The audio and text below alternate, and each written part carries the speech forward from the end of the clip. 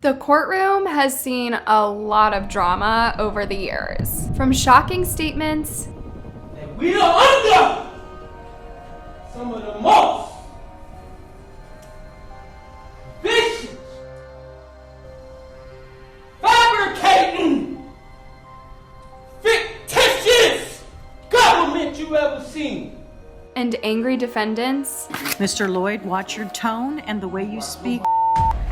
Out.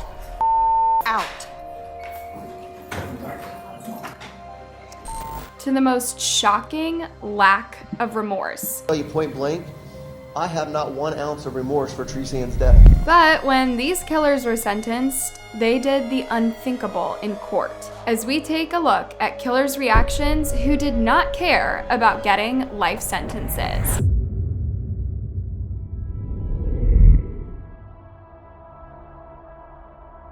"24-year-old Sadie Dixon was described by her parents as hardworking, dedicated, unique, and strong-minded. She was a dedicated mother and had her whole life ahead of her. That was until she met Markei Lloyd. The two had begun a romantic relationship, but after they split up, things took a dark turn. On the evening of December 13th, 2016, Sadie Dixon was at her home in Pine Hills, Florida with her 2 children, 2 and 8 years old, and her 26-year-old brother, Ronald Stewart. When there was a knock at the door at around 9:15 p.m., the last person she would have ever expected to see was her ex-boyfriend, Loyd. But Loyd was not there to talk about old times or even try to rekindle their relationship. He had in fact come armed and dangerous. He pulled the trigger and discharged 10 rounds at point-blank range. Nearly every round hit Dixon. Stewart was also wounded, but thankfully, the 2 children were unharmed. In a tragic twist, it was discovered that she was 3 months pregnant, and neither mother nor baby survived. Markei Lloyd became a wanted man. A warrant was issued the very next day,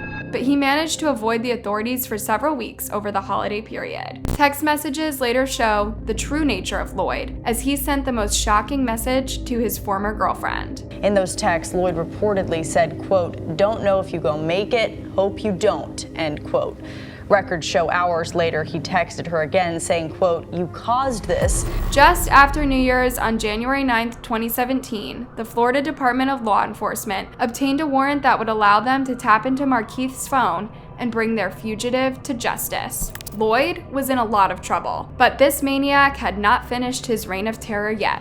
On January 19th, 2017, he was spotted by an officer of the law, but what went down next is straight from the plot of a Hollywood movie. At 6:45 a.m., Loyd entered a local Walmart in Florida. Less than 10 minutes later, Lieutenant Deborah Clayton was off duty and shopping for groceries. They both began shopping, crossing paths a couple of times, unsuspecting of what would come. Clayton did not see Loyd while she was in the Walmart. It was in fact a customer who recognized him. The brave member of the public saw the wanted man and walked out of the store over to Clayton. As Loyd left the store at 7:17 a.m., Clayton tried to apprehend him, and out of nowhere, the whole scene turned into chaos. Loyd was armed and took an aim at Clayton, wounding her in the hip. But instead of taking his chance to escape, he walked up to the injured officer, fired again, taking her life. It took 9 days to finally arrest Loyd. Most wanted man in Florida is waking up in a hospital this morning. Police captured Markei Lloyd Tuesday night in Orlando. The chief says he resisted arrest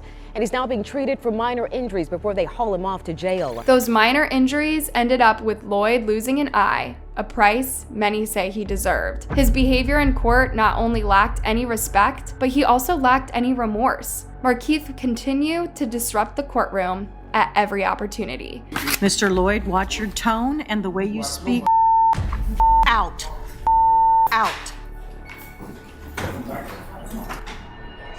But with all the evidence pointing at a guilty verdict, this cold-blooded monster would face the ultimate punishment. We, the jury, unanimously find that the defendant, Markei Lloyd, should be sentenced to death. Even after being found guilty, Loyd remained defiant. You've been trying to kill me. You've been trying to frame me for murder. Many suspects like to act up in court, but nothing will prepare you for the actions of this next defendant, which was caught on camera for the world to see. In one of the most emotional court cases ever seen, 2 defendants react to the guilty verdict read out. You get credit. any of the time that you... One of the defendants, Erica Mae Butts, appeared to be hyperventilating. The scene became so out of control, she had to be wheeled out of the courtroom.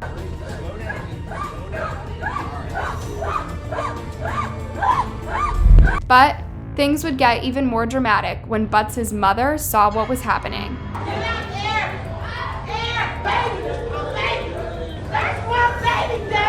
On the surface, this looks like a suspect is reacting to a major miscarriage of justice. After all, you wouldn't act this way if you weren't found guilty of one of the worst crimes to ever be committed, would you? 3-year-old Serenity Richardson was visiting her mother's best friend and godmother, Butts, and her partner, Shanita Latrice Cunningham. They lived in Summerville, South Carolina, and Aisha Richardson had sent her daughter for what would have been a 2-week vacation, safe in the hands of her godmother. It ended up becoming a nightmare. On November 3rd, 2009, Serenity became unresponsive while in the couple's care, and they tried to wake her. It was only after calling her mother that 911 were eventually called. Serenity never woke up, and all Butts and Richardson could say was that she had a potty accident. But what investigators uncovered would later be described as one of the worst cases a courtroom had ever seen. Both suspects had been on a campaign of hurt, leaving Serenity with marks on every part of her body except the soles of her feet.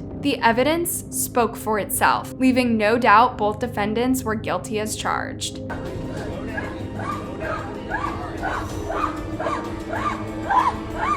They would both receive life sentences. If their over-the-top reaction is real, then it is most likely the shock of hearing they are about to spend the rest of their lives in jail. All these scenes achieved were to make Butts look as cold and remorseless as her guilty verdict suggested. There's no doubt the reaction in this next case is very real, and one defendant is about to find out just how far a grieving father will go.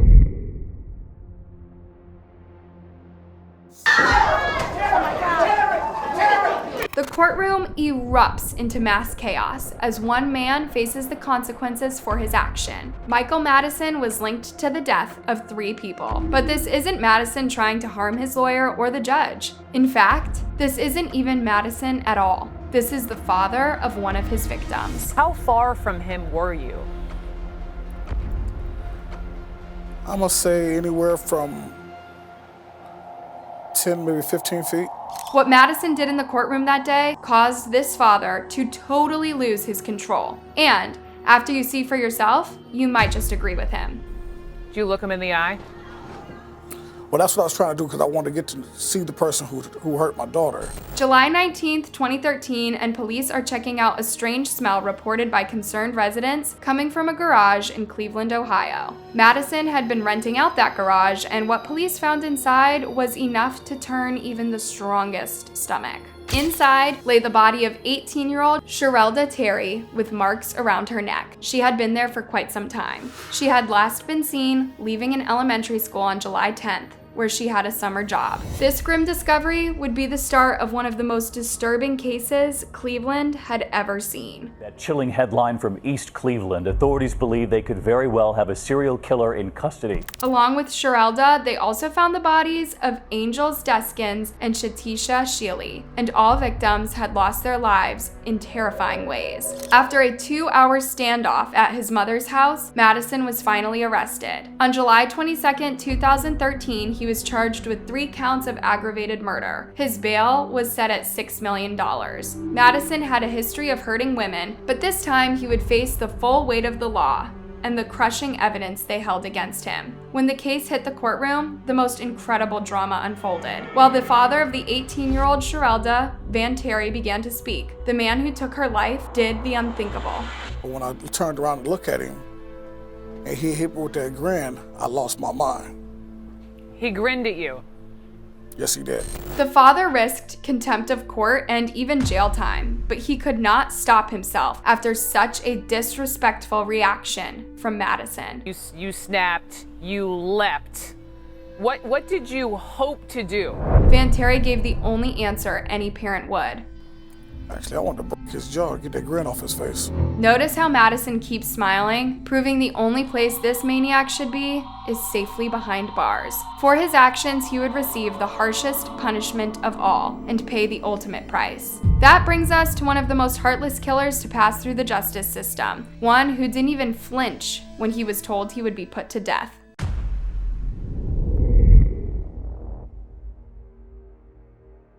Nico Jenkins, born September 16, 1986, is responsible for taking the lives of 4 people in Omaha, Nebraska. This took place in August 2013, only a month after Jenkins had been released after serving 10.5 years for carjacking. Jenkins had a history of mental health problems, and in court, he would show all of the signs that he was not of sound mind. But was everything as it seemed? After his arrest, he would begin to act in an extremely sinister way, and he made some bold claims about his own brutal actions. He would confess on September 3, 2013, where the strangest and most unlikely interrogation took place. My point is this, though.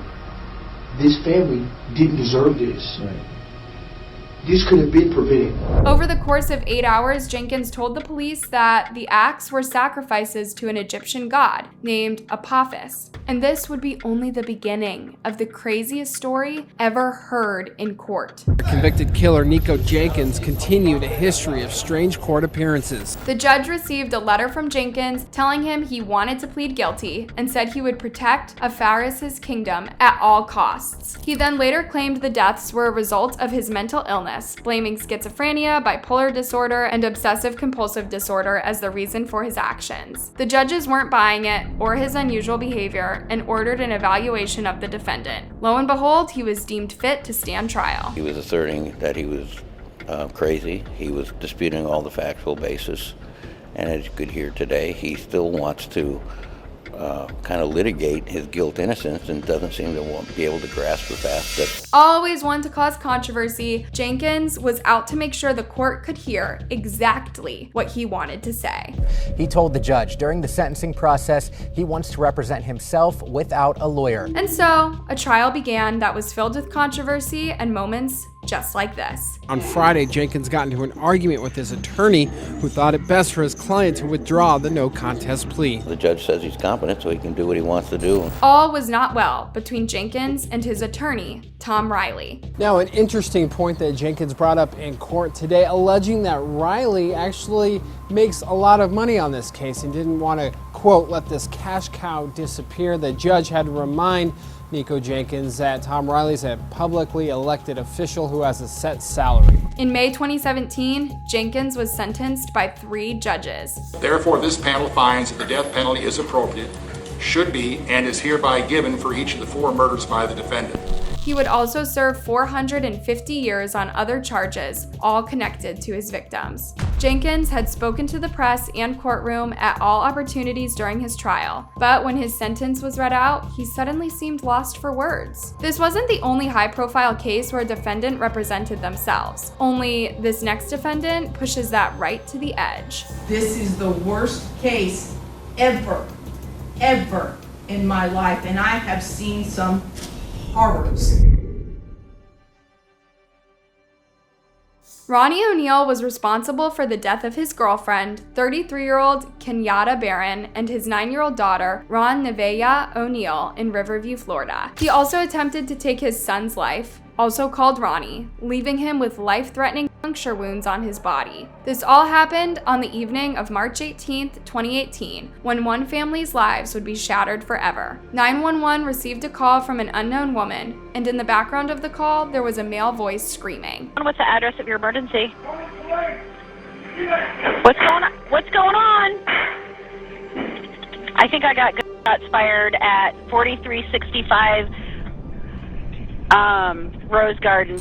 The caller turned out to be Kenyatta Barron, and the male in the background was her boyfriend, Ronnie ONeal III. 8 minutes later, ONeal called back himself, resulting in one of the most disturbing calls you will ever hear. 911, what is your emergency? Hey, I just been attacked by some white demon inside Kiki. Kiki, her name is Kiki, and she tried to kill me.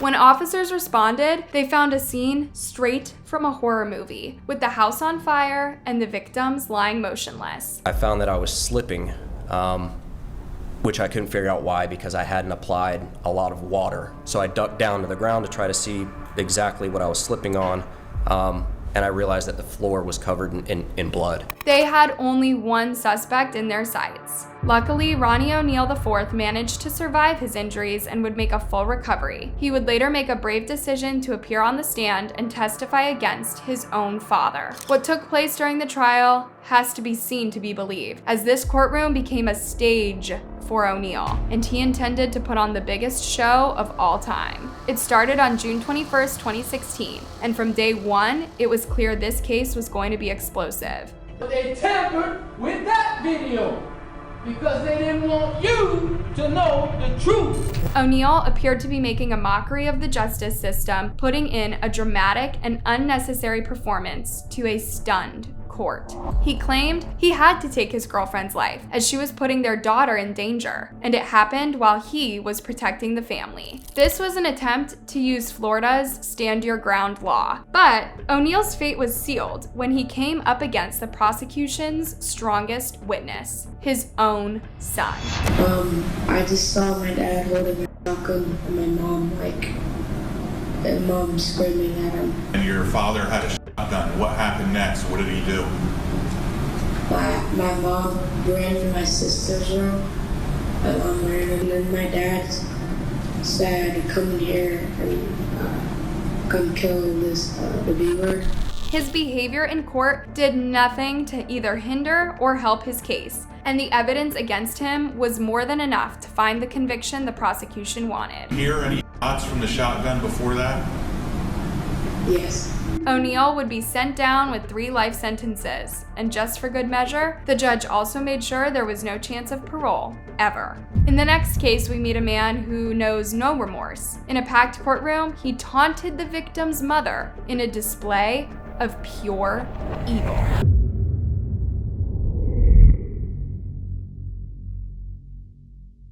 TereseAnn Lynch Moore was a veteran who served 3 tours overseas. She was a young mother from the West Des Moines area of Iowa. TereseAnn was only a few weeks shy of her 31st birthday on Veterans Day 2009, when her life took a dark turn. She had left her estranged husband, Randel Moore, after he had tried to control her life. After they married, TereseAnn started to shut out her family and friends. She eventually became so concerned for herself and their son Levi that she had to take desperate measures to stop him. On October 12, 2009, TereseAnn had managed to secure a restraining order against Moore and hopefully get her freedom from his grip. Both her and Levi found happiness again and were living healthy and picking up the pieces of their lives. Little did they know, Randel had not let go and was following them around. On Veterans Day, TereseAnn's family received the most unexpected and sickening surprise. He sent them text messages saying he had taken her captive and she was not going to survive the ordeal.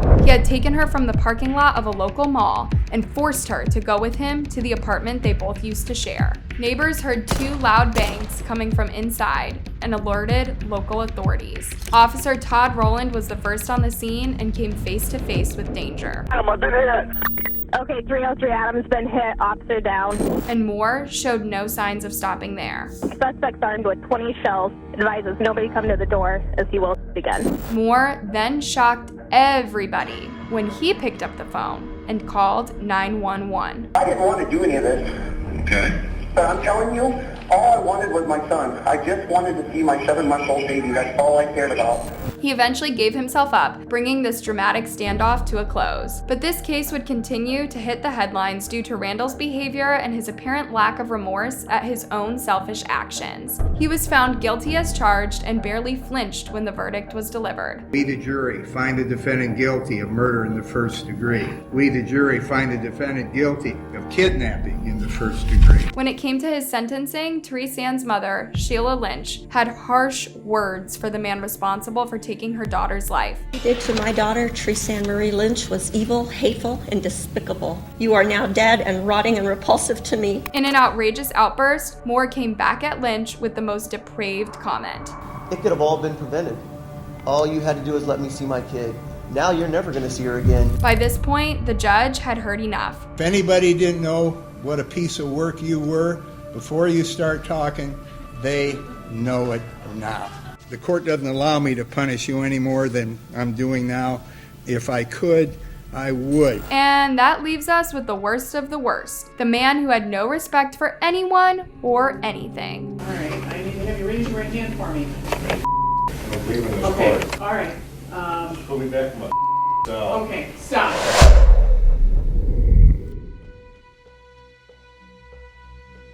Keith Ferguson is a name that many will never forget. Both his crimes and his court case show how sick and twisted this defendant was. You. Ferguson was 40 years old in November 2014 and was going through a divorce with his estranged wife, Tiffany. They engaged in an argument like many they had had before, but this argument would have tragic consequences. At their home in Kalkaska, Michigan that they shared with their 4 children, the scene would turn into a nightmare. Ferguson started to hurt Tiffany, and then he picked up a firearm, aimed, and pulled the trigger. But he wasn't finished there. He forced his 4 children into his car and drove them to the house of Tiffany's parents. His children would witness unthinkable horrors as Ferguson took the life of his own father-in-law in front of them. Not content with the damage he had done so far, he then went to the neighbor's house and took them hostage, beginning a terrifying 7-hour standoff with the police. It is a heartbreaking case, and one that some had seen coming for a very long time. I knew one day we would kill her.